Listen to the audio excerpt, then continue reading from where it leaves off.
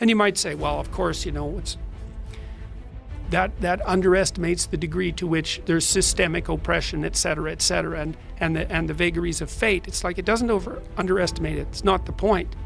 The point is your best strategic position is, how am I insufficient and how can I rectify that? That's what you've got. And the thing is, you are insufficient and you could rectify it. Both of those are within your grasp if you aim low enough.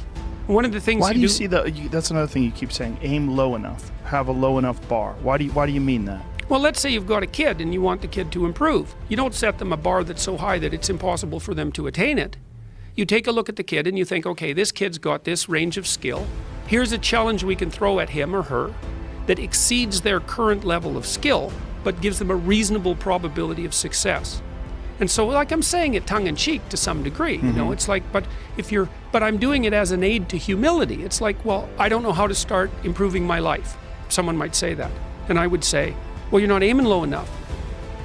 There's something you could do that you are regarding as trivial, that you could do, that you would do, that would result in an actual improvement. But it's not a big enough improvement for you, so you won't lower yourself enough to take the opportunity. Incremental steps. Yes. So this is also what is achieved through exercise. It's one of the most important.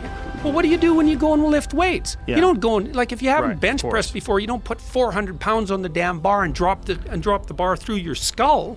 Right. You think, look, when I started working out when I was a kid, I was weighed about 130 pounds and I was 6'1". I was a thin kid and I smoked a lot. I wasn't in good shape. I wasn't in good physical shape. And I went to the gym and it was bloody embarrassing, and people would come over and help me with the goddamn weights. Here's how you're supposed to use this. It was humiliating. And maybe I was pressing 65 pounds or something at that point. But what am I going to do? I'm going to lift up 150 pounds and injure myself right off the bat?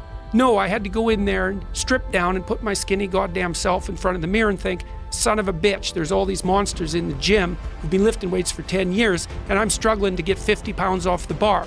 Tough luck for me. But I could lift 50 pounds. And it wasn't very long until I could lift 75. And, well, you know how it goes. And I never injured myself when I was weightlifting. And the reason for that was I never pushed myself past where I knew I could go. And I pushed myself a lot. I gained 35 pounds of muscle in about 3 years in university. I kind of had to quit because I was eating so goddamn much I couldn't stand it. I was eating like 6 meals a day. It was just taking up too much time. But there's a humility in determining what it is that the wretched creature that you are can actually manage. Aim low. And I don't mean don't aim, and I don't mean don't aim up.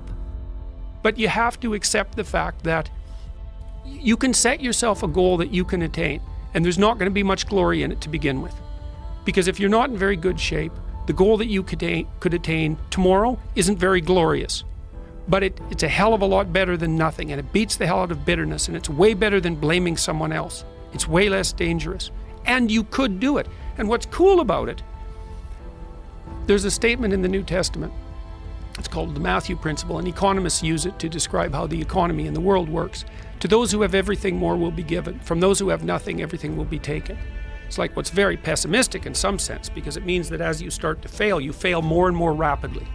But it also means that as you start to succeed, you succeed more and more rapidly. And so you take an incremental step and, well, now you can lift 55 pounds instead of 52.5 pounds. You think, well, what the hell's that? It's like, it's one step on a very long journey. And so it starts to compound on you. So a small step today puts you in a position to take a slightly bigger step the next day. And then that puts you in a position to take a slightly bigger step the next day. And you do that for 2 or 3 years, man, you're starting to stride.